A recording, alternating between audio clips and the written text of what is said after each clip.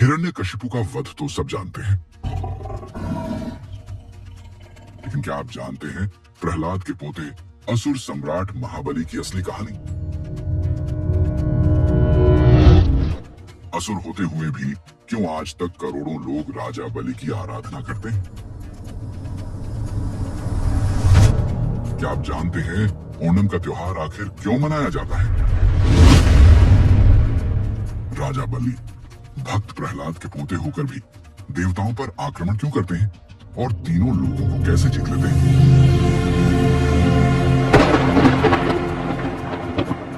भगवान विष्णु ने वामन अवतार लेकर केवल 3 पग भूमि ही क्यों मांगी?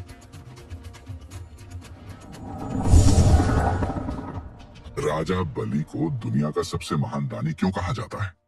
आज हम जानेंगे महान सम्राट महाबली और भगवान विष्णु के 5वें अवतार वामन की यह अद्भुत गाथा। कहानी शुरू करने से पहले कमेंट में लिखिए जय भगवान वामन। लाइक और सब्सक्राइब करके हमें समर्थन दीजिए।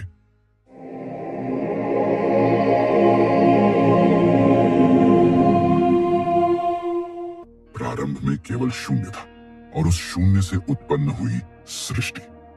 समय, दिशा, आकाश और पृथ्वी ने जन्म लिया। यही थी ब्रह्मांड की आदिगाथा। पृथ्वी की गोद से जन्म लिया हर जीव ने और इसी से शुरू हुआ देव और असुरों का युग। ब्रह्मा के मानस पुत्र आर्षि कश्यप, जिनके वंश से ही देवताओं और असुरों की कहानी शुरू हुई। आर्षि कश्यप की पत्नियां कई थीं, परंतु उनमें 2 प्रमुख, अदिति और दिति। अदिति से जन्मे देवगण, धर्म और प्रकाश के प्रतीक। दिति से जन्मे दैत्य, बल और प्रतिशोध के अवतार। इसी एक वंश से निकलकर देव और असुर 2 विपरीत धाराएं बनी, जिनके द्वंद्व ने ब्रह्मांड की गाथा को आकार दिया। अदिति देवमाता, उनकी कोख से जन्मे इंद्र, वरुण, अग्नि और अनगिनत देव, जो प्रकाश, सत्य और धर्म के प्रतीक बने। इनके हाथों में था सृष्टि का संतुलन और इनके संकल्प में था जगत का संरक्षण। दिति असुर माता, उनकी संतानें बनी शक्ति और बल की मूर्तियां। दिति से जन्मे 2 असुर भाई, हिरण्याक्ष और हिरण्यकशिपु। हिरण्याक्ष ने धरती को महासागर में डुबो दिया। भगवान विष्णु ने वराह अवतार लेकर उसका वध किया। भाई की मृत्यु ने हिरण्यकशिपु को प्रतिशोध से भरा। उसने स्वयं को ईश्वर घोषित किया, पर उसके ही घर में जन्मे महान भक्त प्रहलाद वे थे विष्णु के परम आराधक। हर यातना, हर कष्ट के बीच भी उनके पावन होठों पर निरंतर गूंजता रहा, नारायण नारायण। जब अत्याचार चरम पर पहुंचा, भगवान विष्णु नृसिंह अवतार में प्रकट हुए। हिरण्यकशिपु के अंत के बाद असुरों का राज सिंहासन उसके पुत्र महाभक्त प्रहलाद को मिला। इस प्रकार पहली बार असुर कुल का राजा भक्ति, धर्म और विष्णु निष्ठा का प्रतीक बना। बाद में महाभक्त प्रहलाद ने असुर और देवताओं के बीच शांति स्थापित की, युद्ध और वैर की परंपरा को तोड़कर भक्ति और धर्म को आधार बनाया। असुर और देव अब शत्रु नहीं, बल्कि धर्म के सहयात्री बनकर उन्होंने ब्रह्मांड में शांति स्थापित की। समय आगे बढ़ा। भक्त प्रहलाद अब वृद्ध हो चले थे। उनकी माता की अंतिम इच्छा थी कि वह अपने पोते को राज सिंहासन पर बैठते हुए देखे। उनकी यही कामना थी कि असुर वंश अब धर्म और भक्ति के मार्ग पर स्थिर रहे।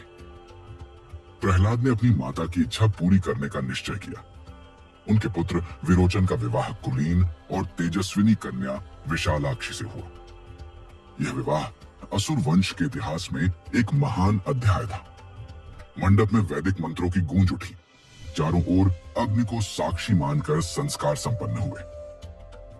विशालाक्षी की उपस्थिति ने असुर कुल में नई आभा और मर्यादा का संचार किया। इस शुभ अवसर पर प्रहलाद ने अपने पुत्र को युवराज घोषित किया। विवाह के बाद प्रहलाद ने राज्य की बागडोर विरोचन को सौंप दी और स्वयं संन्यास धारण कर लिया। उन्होंने राजसत्ता त्याग दी और तपस्या व भक्ति में लीन हो गए। असुर वंश में एक नया प्रभात हुआ। विरोचन और उसकी पत्नी विशालाक्षी के घर जन्म लेने वाला था एक ऐसा बालक जिसका आगमन पूरे कुल के लिए आशा का दीप बनकर आया। माघ शुक्ल द्वादशी की पावन तिथि पर शुभ अभिजीत मुहूर्त में जब नक्षत्र अपनी उच्चतम स्थिति में थे, तभी वह दिव्य क्षण आया। ज्योतिषियों ने कहा, यह संयोग दीर्घायु और तेजस्वी सम्राट के जन्म का संकेत है। और फिर उस पावन घड़ी में एक तेजस्वी बालक का जन्म हुआ। उसका मुखमंडल चंद्रमा सा उज्जवल था, आंखों में करुणा और साहस की चमक थी और पूरे शरीर से अलौकिक तेज झलक रहा था। असुर वंश में आनंद की लहर दौड़ गई, नगाड़ों की गूंज उठी, वेद मंत्रों का उच्चारण होने लगा। जन्मोत्सव के उस पावन क्षण में सम्राट विरोचन ने आदर पूर्वक अपने गुरु शुक्राचार्य को बुलाया। उन्होंने विनम्रता से निवेदन किया, गुरुवर, कृपा करके मेरे पुत्र को अपने आशीर्वाद से अलंकृत करें। शुक्राचार्य आगे बढ़े और नवजात शिशु को अपनी गोद में उठाया। ध्यानमग्न होकर उन्होंने गहन दृष्टि डाली और आशीर्वाद दिया, यह बालक असुर वंश का गौरव बनेगा। यह कोई साधारण आत्मा नहीं है, ये आगे चलकर तीनों लोकों पर राज्य करेगा। समय की धारा आगे बढ़ रही थी। इसी बीच महाज्ञानी शुक्राचार्य ने अपने ध्यान और ज्योतिष साधना में एक गूढ़ संकेत पाया।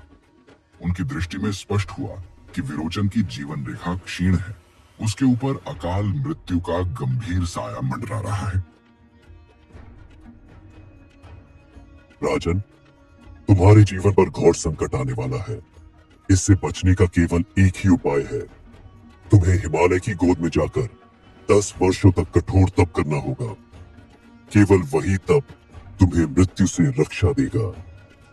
शुक्राचार्य की चेतावनी के बाद विरोचन हिमालय की ओर प्रस्थान की तैयारी करने लगा। उसका हृदय भविष्य की अनिश्चितता से भरा था।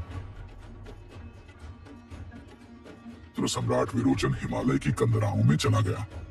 कड़कड़ाती ठंड, प्रचंड हवाएं और बर्फ की चट्टानों के बीच उसने वर्षों तक घोर तपस्या की। 10 वर्षों तक वह निर्विकार खड़ा रहा, न भूख की परवाह की, न नींद की। आखिरकार उसकी तपस्या से प्रसन्न होकर सूर्यदेव प्रकट हुए। उनकी आभा से समस्त हिमालय आलोकित हो उठा। सूर्यदेव ने कहा, विरोचन, तेरे धैर्य और तप से मैं प्रसन्न हूं। उन्होंने अपने तेज से निर्मित एक दिव्य मुकुट प्रदान किया और आशीर्वाद दिया, जब तक यह मुकुट तेरे मस्तक पर रहेगा, तुझे कोई परास्त नहीं कर पाएगा।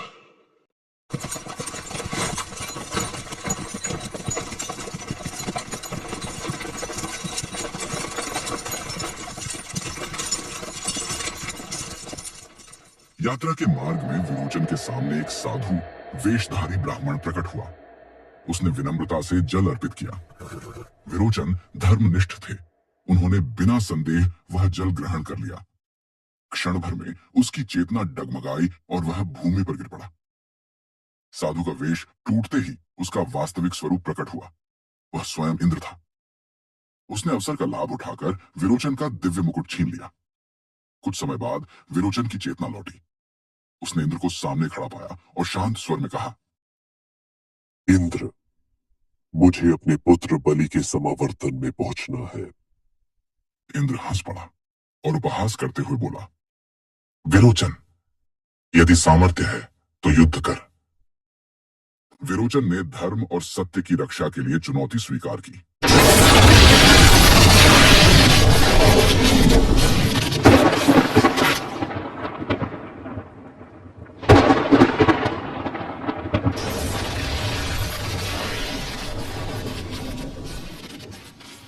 परंतु मुकुट के बिना उसकी शक्ति क्षीण हो चुकी थी। इंद्र ने छल और बल दोनों से आक्रमण किया और अंततः विरोचन भूमि पर गिर पड़ा। किंतु इंद्र की निर्दयता यहीं समाप्त नहीं हुई। उसने विरोचन का शरीर तुरंत जला दिया ताकि कहीं शुक्राचार्य अपनी संजीवनी विद्या से उसे पुनः जीवित न कर दें।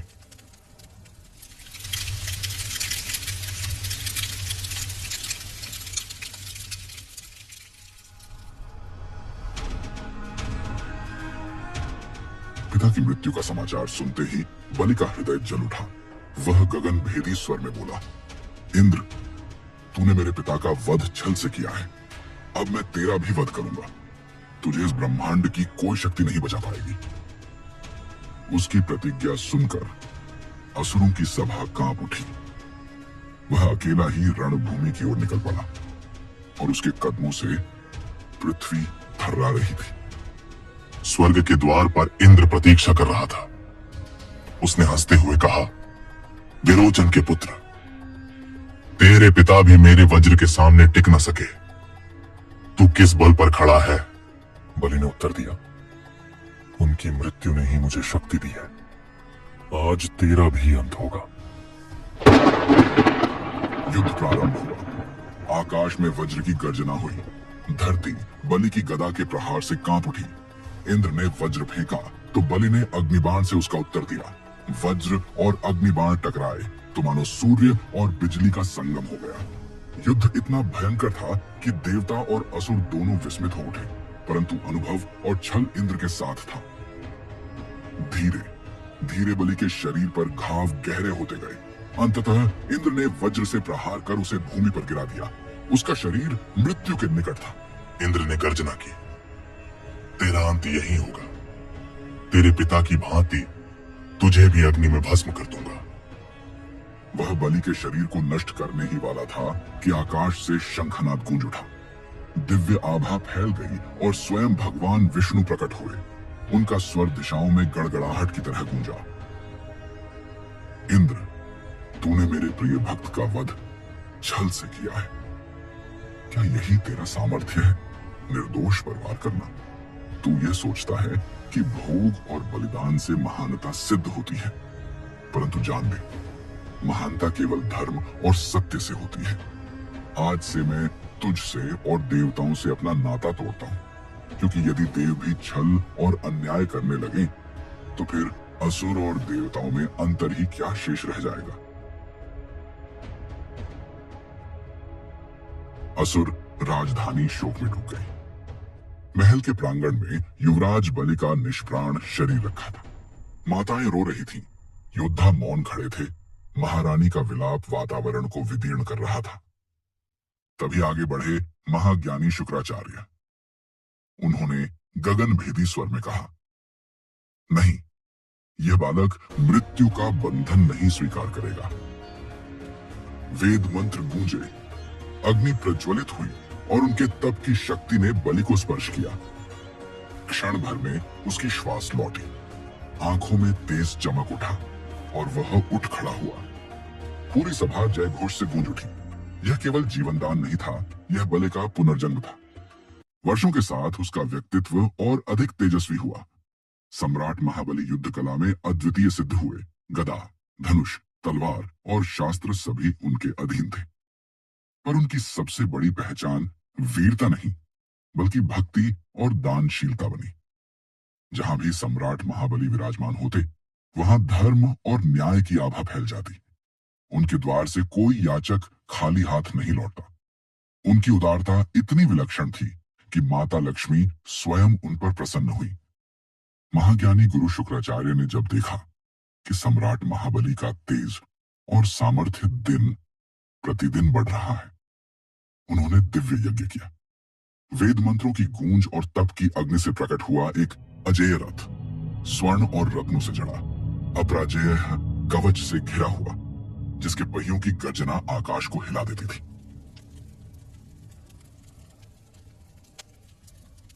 इस रथ पर आरूढ़ होकर कोई भी शत्रु तुझे पराजित नहीं कर पाएगा।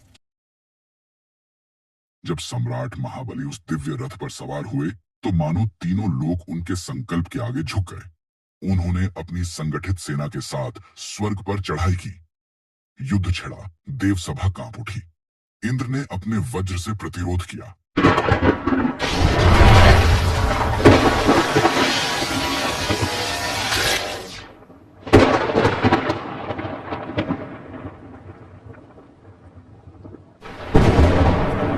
इंद्र परास्त हुआ और स्वर्ग का सिंहासन भी अब असुर सम्राट के चरणों में था। महाबली ने अपराजय विजय पाई। अब वे तीनों लोकों के सम्राट बने। उनकी सबसे बड़ी शक्ति थी उनकी दानशीलता और न्यायप्रियता। उनका साम्राज्य धर्म, भक्ति और समर्पण का प्रतीक बन गया। कहते हैं कि सम्राट महाबली को किसानों का राजा कहा जाता। उनके शासन में कोई भूखा नहीं रहा, कोई अन्याय का शिकार नहीं हुआ। महाबली की यह करुणा और दानशीलता उन्हें देवताओं से भी महान बना रही थी। देवता दिशाओं में भटक रहे थे, उन्हें कहीं आश्रय नहीं मिल रहा था। उनकी आराधना सुनने वाला कोई नहीं बचा था। इस अपमान और असहायता को देख देवमाता अदिति का हृदय व्याकुल हो उठा। वे तप में लीन हुई और भगवान विष्णु का ध्यान करने लगी। आंखों में अश्रु और स्वर में करुणा के साथ उन्होंने प्रार्थना की, स्वामी, आपने एक बार मुझसे वचन दिया था कि जब समय आएगा आप मेरे पुत्र रूप में अवतरित होंगे। वह समय अब आ गया है। मेरी गोद को पवित्र करें और पुत्र रूप में अवतरित होकर देवताओं का उद्धार करें। आदित्य की विनती से वैकुंठ कांप उठा। भगवान विष्णु स्वयं प्रकट हुए और बोले, देवी, तुम्हारी साधना सफल हुई है। अब मैं तुम्हारे गर्भ से जन्म लूंगा और वामन रूप में अवतरित होकर धर्म और संतुलन की रक्षा करूंगा। और राशि कश्यप के आश्रम में अदिति के गर्भ से भगवान विष्णु ने जन्म लिया। वह बालक अत्यंत तेजस्वी था। आंखों में दिव्यता और मुख पर मासूमियत झलकती थी। संपूर्ण वातावरण शुभ शकुनों से गूंज उठा। देवताओं ने प्रसन्न होकर जय घोष किया, जय वामन देव, जय विष्णु अवतार। उस बालक का नाम वामन, बौने रूप में किंतु तेज और शक्ति से अपार। उसके जन्म ने देवताओं के हृदय में आशा की लौ जला दी।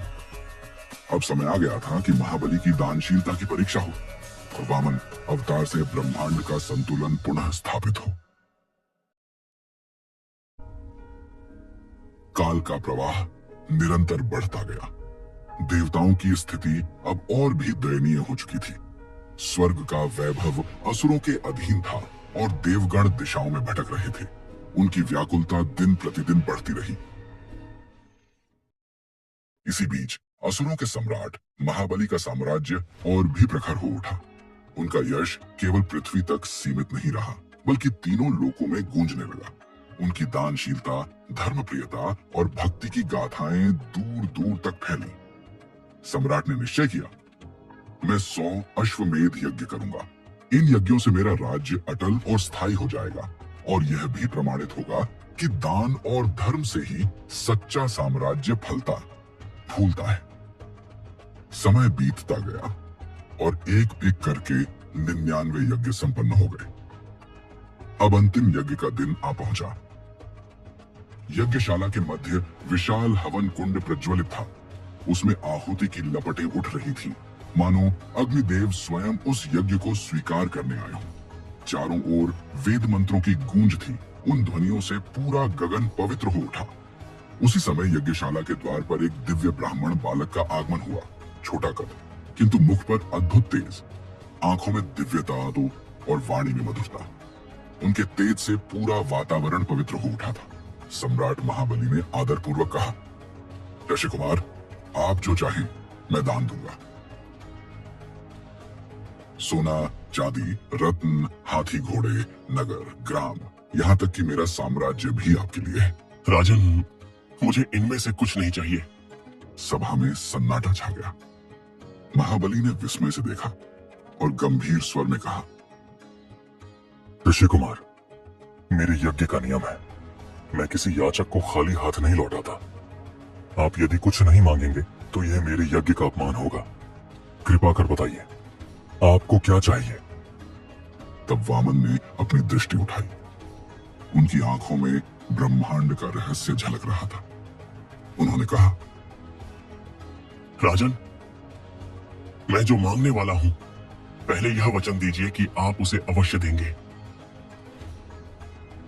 महाबली ने अपने हाथ जोड़कर उत्तर दिया, ऋषि कुमार, यह मेरा संकल्प है।